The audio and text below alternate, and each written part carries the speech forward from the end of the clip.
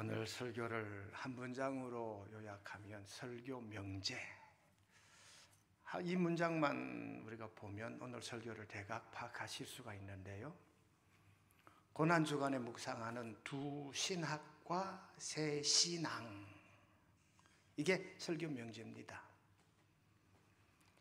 고난주간을 보내고 있는 우리 모두에게 두 신학에 대한 확신, 세 신앙의 삶이 이 고난주간 묵상함으로 학업 위에, 우리 신앙생활 위에 큰 은혜가 되시기를 주님의 이름으로 축원드립니다. 신학, 제가 이해하는 신학은 하나님이란 단어와 말씀이란 단어가 합해져서 신학이라고 그렇게 칭하는 줄로 압니다. 신학, 하나님에 대하여 체계적으로, 논리적으로, 학문적으로 이해하고 깨닫는 것, 두 가지. 신앙은 이것을 우리가 삶에 적용하고 실천하는 신앙 세 가지를 설교하려고 합니다. 우리가 반석 같은 믿음, 쉽게 흔들리지 않는 믿음을 가지기 위해서는 지정의, 지적인 이해와 감정적인 체험과 의지적 결단이 필요하다. 이거의 균형이 잡혀있는 그리스도인은 쉽게 흔들리지 않지요. 너무 지적인 이해만 앞서다 보면 이 철학적인, 학문적인 하나님을 이해하게 될 것이고, 너무 감정적인 이것만 앞세우다 보면 광신도가 될 것이고, 의지적 결단만 앞세우다 보면 고집쟁이가 되겠죠. 그래서 이 세 가지가 조화를 이루어야 된다. 그래서 이 지적인 이해, 신학이고, 감정적 체험, 거지적 결단은 신앙이다. 그렇게 믿습니다. 두 신학 가운데 첫째, 십자가의 신학. 여러분, 십자가, 오늘 본문 19절과 20절 말씀을 제가 올렸는데요. 보시면 죽었나니 못 박혔나니, 죽었고 못 박혔으니까 이게 죽음의 십자가라. 여러분, 이 십자가의 이 사건, 우리 너무 학문적으로나 체험적으로 확신을 가져야 되는 줄로 믿습니다. 예수님이 십자가 지시기 전에는 사형틀이었지요. 근데 예수님 까닭에, 예수님 때문에 이제 이 십자가는 사형의 틀이 아니라 구원의 신발이 된 줄로 믿습니다. 십자가는 내가 지는 거고, 내 자아를 내려놓는 것이 십자가의 신학인 줄로 저는 그렇게 이해하고 있습니다. 하고 여러분, 고난주간 우리가 첫 번째 묵상할 신학은 십자가를 생각하고 십자가 의미를 마음 가운데 꼭 확실히 새기는 저와 여러분, 우리 모두가 되실 줄 믿습니다. 두 번째는 부활신학이다. 오늘 본문 20절 보시면 그리스도께서 사시는 것이라. 아니, 방금 십자가에 죽으셨다 했는데 그 십자가 지신 그리스도께서 사시는 것이라. 이게 사시는 것은 뭘 말하느냐? 부활을 말씀하잖아요. 부활신학. 아마 바울신학의 정점이, 바울신학의 크라이막스가 부활이 아닐까요? 부활. 새 기운으로 소성하는 것. 지난해 2024년 6월 3일 위에르 몰트만이라고 하는 유명한 독일 신학자가 돌아가셨죠. 이제 아직 자가 붙었다는 이야기입니다. 사랑하는 하고 여러분, 우리도 이런 흔적, 이런 예수님의 고난을 나 역시도 흔적으로 가지는 그런 영성이, 우리 하구들의 영성이 꼭 되시기를 주님의 이름으로 축원드립니다. 마지막 세 번째, 신앙은요, 훈련받고 연단받는 신앙입니다. 디모데전서 4장 7절에 보시니까 경건에 이르도록 내 자신을 연단하라. 이 사순절 연단은요, 고난을 연단하는 거잖아요. 고난을 훈련하는 거잖아요. 고난을 묵상하는 거잖아요. 여러분, 우리 기독교 이 사순절 고난주간 기간이 이슬람의 라마단 기간과 거의 똑같더라고요. 같은 기간이 진행이 되더라고요.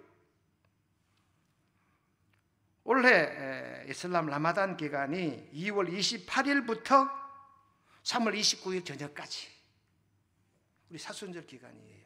원래 사순절은 3월 5일 시작했잖아요. 우리 이 라마단 기간과 우리 이 사순절 기간이 딱 맞닥뜨립니다. 근데요, 벚꽃과도 딱 맞닥뜨려요. 자, 라마단 시기, 우리 사순절 기간, 벚꽃 피는 계절이 딱 맞아떨어져. 제가 사순절 기간 우리 교우들한테 이 사순절 기간에 벚꽃 구경 가신 분 없죠? 혹시 가시면 손 들어보세요. 한 사람도 손 안 들더라고. 역시 최고 신앙 가졌다고 제가 칭찬했는데요. 그때 예배 마치고 나니까 목사님 이권사가 갔고요, 박장로도 갔고요, 최집사도 갔고요, 막 그러더라고. 안 본 건 말하지 마요. 내가 그랬어요. 이슬람은요, 그 라마단 기간 동안에 금식해요. 그 긴 기간 동안 그들은요, 코란 자기들의 경전을 읽어요. 그들은 그 기간 동안요, 기도해요. 그들은요, 그 기간 동안 이웃을 향하여 구제하고 사랑의 손을 내밀어요. 이게 이슬람 라마단 기간에 그들이 하는 신앙입니다. 우리는 여러분은 기도, 금식, 성경을 묵상하고 읽었나요? 이웃들을 사랑하고 구제하며 그들을 헤아려 보살폈나요? 여러분, 이런 믿음, 하필이면 라마단 기간과 우리 이 사순절 기간이 너무나 같은 절기더라. 여러분, 라마단 기간 뉴스에서 나오는 그 이슬람권에 있는 그 방송 뉴스를 보니까 대단하잖아요. 우리는요, 거기에 비하면 너무나 약하다 하는 생각을 저는 가져요. 연단, 훈련이 필요합니다. 창세기 14장 14절에 보시면 훈련된 자 380명, 훈련된 자 380명. 훈련된 자, 즉 훈련이라는 단어를 창세기 14장 14절에서 따옵니다. 훈련. 여러분, 훈련 받지 않으면 안 돼. 훈련 받아야 돼요. 21세기 포스트 모더니즘 시대, 탈장르 시대, 이제 모든 거 깨어졌어요. 그전에는 믿는 사람의 수가 많았잖아요. 가톨릭이든 불교든 이슬람이든 기독교든 신앙 가진 이가 많았어요. 그런데 이 탈장르 시대에는 이게 역전이 되죠. 이제는 신앙 없는 사람이 더 많아졌어요. 이게 점점 더 올라간단 말이에요. 이런 시대 훈련 아니하면 안 된다. 훈련을 혹독하게 시킨 이 연단이 필요하다, 그 말입니다. 포스트 모더니즘 시대, 우리 교회 안에 두 가지 전통, 버나드 앤더슨이라고 하는 교수님의 쓴 책, 실천적 교회론이라는 책, 여러분 혹 알죠? 봤죠? 거기 보니까 오늘날 교회 안에 두 가지 전통이 있다. 사무엘의 전통과 사울의 전통이 있다. 사울은 절대 왕권, 처음에는 좋았는데 가면 갈수록 타락, 가면 갈수록 세속화되는 전통, 이게 사울의 전통입니다. 그런데 사무엘의 전통은요, 하나님 절대주의적 신앙, 훈련받고 연단받고 어떻게 사는 것이 하나님의 뜻을 헤아려 사는 것인가, 이 전통이 사무엘 전통이잖아요. 이 버나드 앤더슨 교수가 말한 이대로 맞다. 오늘 우리 교회 안에 사울의 전통이 만연해 있습니다. 사무엘의 전통은 점점 소멸되고 있지요. 이럴 때 훈련된 380명, 제가 대구 중문교회 장경동 목사님 교회 가서도 그랬어요. 오후에 700명 훈련반 똑같은 유니폼을 입고 똑같은 포도주색 유니폼을 입고 훈련받으려 앉았더라고요. 제가 그래서 야, 포도주 색깔이네요. 여러분, 왜 포도주 색깔 유니폼을 입으시는지 아시지요?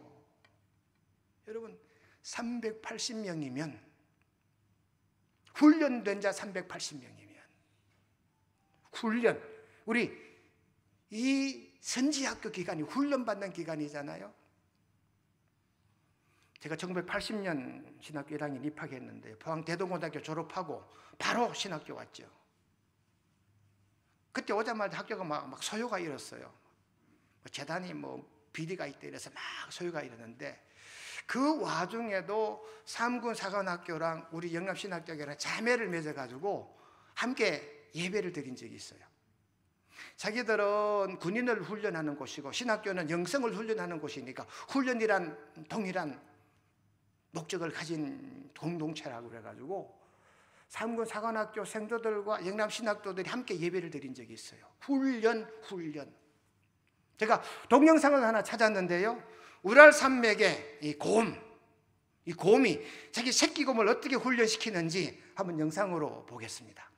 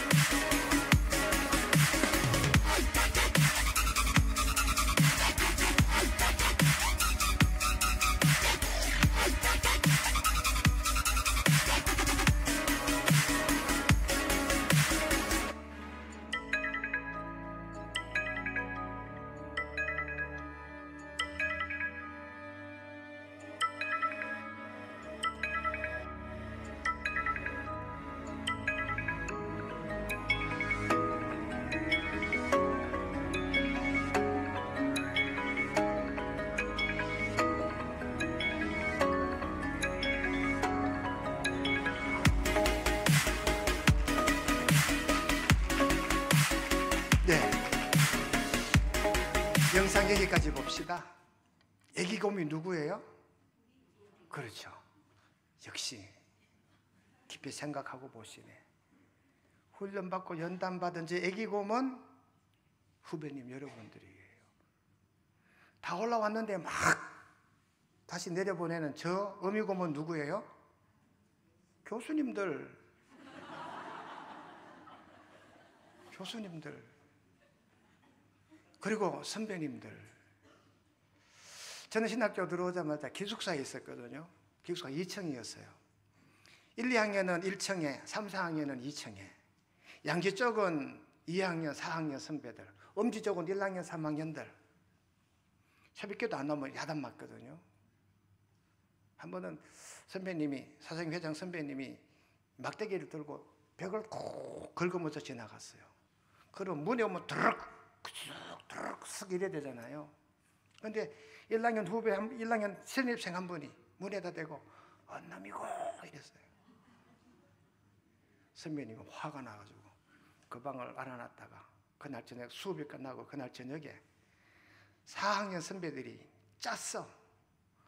니 들어가서 10분 설교하고 니 들어가서 20분 설교하고 니 들어가서 30분 설교하고. 후배님 앉아보세요. 우리가 신학도로 왜 새벽 기도를 해야 하는지 아십니까? 새벽 기도 당일생이 내서 선배 한 분이 20분 설교하고 나갔어. 좀 있더니 다른 선배가 또 들어와. 똑같은 설교 또 10분 하고 또 나가. 그 다음 또 이어 또 들어와.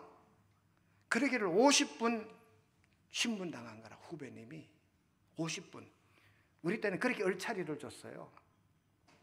그 다음부터 그 1학년에 새벽 기도 잘 나왔을까 못 나왔을까? 잘 나왔죠. 훈련. 첫째 여러분, 좋은 생각이 있어야지 훈련이 잘 되는 거잖아요. 좋은 생각. 시편 64편 9절에 보니까 하나님의 일을 선포하며 그 행하심을 깊이 생각하리로다. 깊이 생각하는 거. 우리 담임 목사들끼리 모여서 이런 얘기를 들은 적이 있어요. 어떤 교회 부목사님이 크리스마스 날 출근을 안 해서 성탄절날 예배 드리는데 부목사님이 나타나지 않았어요. 담임 목사님이 다급해가 전화하니까 야, 김 목사 어디야? 했더니 용인 에버랜드 왔는데요. 왜? 공휴일이잖아요. 미처 생각을 못한 거지. 성탄절이 어떤 절기인지를. 웃자고 누가 지어낸 얘기 같기는 한데 만약 이게 사실이라면 심각하지요. 자판기를 처음 본 사람이요. 뒤에서 보니까 뭐 자판기를 넣는데 좀 커피가 툭 나오는 거라. 그래 커피 마시고 돌아서 나오니까 뒤에 있는 사람도 가서 동전 넣는 걸 못 받는가 봐.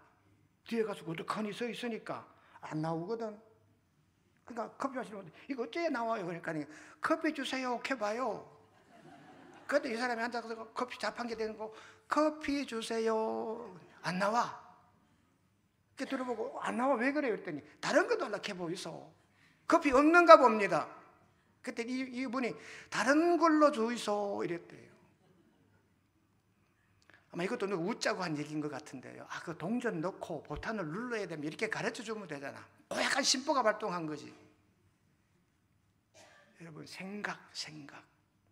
좋은 생각까지는 훈련하시는 저와 여러분 되시기를 주님의 이름으로 축원드립니다. 둘째, 좋은 표정. 잠언 15장 13절에 보니까 마음의 즐거움은 얼굴을 빛나게 한다. 여러분 장인 어른 안색을 보니까 안 좋아. 에이씨 가자. 저같이 그만 빠이빠이. 창세기 31장 2절에 야곱이 라반의 안색을 본 적 전과 같지 아니하더라. 얼굴 표정을 보고 분위기를 읽은 거잖아요. 표정이 좋아야 돼요. 목회는 표정입니다. 현장에 가보면 알아요. 제가 대본교회 부목사로 있을 때 알렉신 대본교회 헌당 예배를 담임 목사님이 병이 나셔가지고 알렉신 대본교회를 짓고 헌당 예배를 담임 목사님이 가셔야 되는데 목사님이 병이 나셔서 못 가시니까 날 보고 대신 장로 인술해서 갔다 오래요. 그래서 이제 인천공항을 통해 나가는데 장로님 한 분이 빨리 안 나와요. 한참 기다렸어요. 참 나중에 나오더니 에이씨 내만 잡혔다 그러면서 그러면서 자기 캐리어 전부 다 수색을 다 당했대. 그래서 막 그런가 보다 이러고 이제 다시 모스크바 공항에 도착했거든요. 또 안 나와. 또 기다렸어. 또 그러는 거예요. 이거 이상하다. 왜 나만 자꾸 검사하지? 알았어요. 장로님, 심각한 얼굴로 나가니까 그렇지. 표정이 굳어져 있으니까 세관원이 보았을 때 이거 밀수범이 아닌가 싶어서 그런 거지. 다음에 나갈 때 웃고 나가 보이소. 막 웃으면서 얼굴에 미소를 머금고 한번 통과해 보십시오. 그러면 나올 겁니다. 여러분, 얼굴 색을 보고 세관이 랜덤으로 사람을 잡아다가 몸을 수색하고 소지품을 수색하더라고요. 표정 중요해요. 목회 현장에 가면 표정이다. 옛날에는 비디오 시대 아니, 지금 비디오 시대잖아요. 전도사님이 늘 웃고 다니고, 부목사님이 웃고 다니고, 담임목사님이 웃고 다니면 안 좋은 일이 있던 교우들도 교회 오면 웃어지잖아요. 이 표정. 좋은 표정을 가지는 이런 연습하는 그런 신학교 기간 되시기를 간절히 축원드립니다. 마지막 세 번째, 좋은 말하는 훈련. 좋은 말. 예레미야 18장 20절에 보시면 그들을 위하여 유익한 말을 한 것을 기억하옵소서. 예레미야가 기도하는 겁니다. 하나님, 나는 이스라엘 백성들에 대해서 좋은 얘기 해줬는데 이들은 나를 배반합니다. 예레미야가 백성들로부터 좋은 얘기를, 유익한 얘기를 했대요. 여러분, 우리도 마찬가지입니다. 이웃들을 볼 때 좋은 말 할 수 있어야 돼요. 마태복음 12장 35절에 보니까 사람이 무슨 유익한 말을 하든지 심판날에 신문을 받으리라. 나쁜 말 하면 나쁜 심판 받는다는 얘기지요. 여러분, 올드보이 영화 아시나요? 올드보이.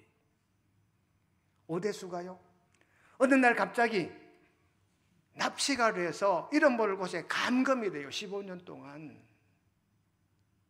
평범한 회사원이었던 딸 하나 놓고 평범한 가장이었던 오대수가 어느 날 갑자기 이름 모를 곳에 납치돼서 감금이 됩니다. 그런 사이에 자기 딸 미도는 무럭무럭 자라서 성인이 돼요. 오대수가 머리 이렇게 돼서 나중에 나오잖아요. 나오는데 오갈 데 없는 오대수가 마침 일식집에 있는 이 미도를 알게 돼요. 미도를 사랑하게 돼요. 자기 딸인지 모르잖아요. 오대수가 이 미도랑 좋아하고, 미도도 오대수가 왠지 끌려요. 혈육이잖아요. 그런데 이 둘 사이에는 부녀관이라고 하는 공식을 몰라요. 그러다 오대수랑 이 미도가 넘지 말아야 할 선을 넘어버렸죠. 그런 다음에 이 모든 것을 연출한 제3자가 나타나요. 오대수가 마지막에 어떻게 한지 압니까? 자기 간 말 때문에 가위를 자기 혀를 자르잖아요. 마지막 장면에. 내가 말 실수했다. 합천댐에 여고 3학년 학생이 투신 자살해요. 그 투신 자살한 남동생이 그 모든 일을 기획한 거지. 왜? 오누이가 사이가 좋거든.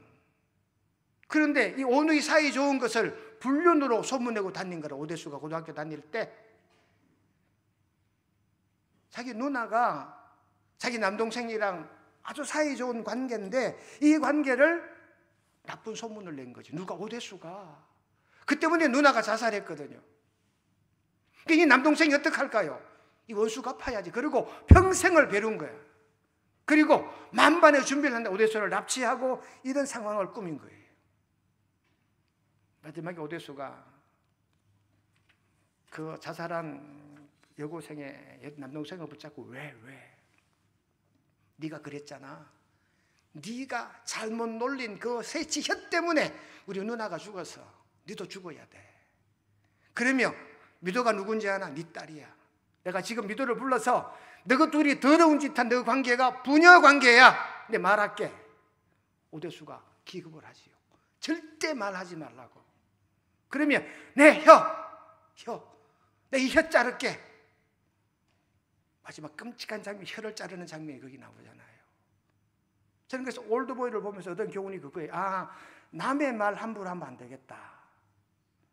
자기랑 상관없다고 남의 말을 아무렇게나 소문내고 다니지 말아야 되겠다. 여러분, 교회 분쟁이 왜 생기는지 압니까? 이것 때문이거든요. 이것 때문이에요. 제가 갔던 구미 명성교회에도 앞에 있던 목사님이 멱살잡이를 당했더라고. 산원수 없이 미국으로 이민 목회를 떠나고 제가 대본교회에 있다가 부목사로 갔는데요. 가니까 교인들이 두 편으로 쫙 갈라져 있어요. 가니까 서로 목사님 밥 먹읍시다. 밥 먹으면 저쪽 편 욕하고, 이쪽 편에 차 마십시다. 차 마시면 또 반대편 욕하고. 구미 가자마자 색색이 사들고 선배 목사님들한테, 선배님 새로 부임한 명성교 담임 목사입니다 인사했더니, 목사 그 명성교 유명하대. 노회까지 와가지고 싸운 교회대. 제가 가만 가서 한 달 동안 지켜보니까 아하, 이 말 때문이더라. 그래서 올드보이 영화를 틀어줬어요. 예배 시간에. 아까 곰 영화 본 것처럼. 그러고 입단속을 하기 시작했지요. 하려고 하거든. 하나님께 해라. 하나님께. 비방을 해도 하나님 앞에 하고, 겨우 욕하고 싶으면 하나님께 욕해라. 그러며 올드보이 영화를 틀어주고 입단속을 시작했는 게 23년이 지났어요. 여러분, 결론입니다. 사순절 그리고 고난주간 절기를 지나잖아요. 고난주간에 묵상할 두 신학, 십자가 신학과 부활 신학을 확실히 깨닫는 후배님들이 되시기를 축원합니다. 그것 바탕하에 세 가지 신앙, 예수님을 바라보고 내 자신을 자성자각하고, 신학대학 다닐 때, 선지학교 계실 때 잘 연단받고 훈련받는 우리 모든 후배님들이 되시기를 주님의 이름으로 권면드립니다. 자비하신 하나님 우리 아버지, 이 고난주간 우리가 묵상할 두 신학, 십자가와 부활입니다. 확실한 깨달음 허락하여 주시고 새 신앙, 주님을 묵상하며 자각자성하고 연단받기에 부족함 없는 우리 모든 학우들 되게 도와주시옵기를 예수님 이름으로 기도드립니다. 아멘.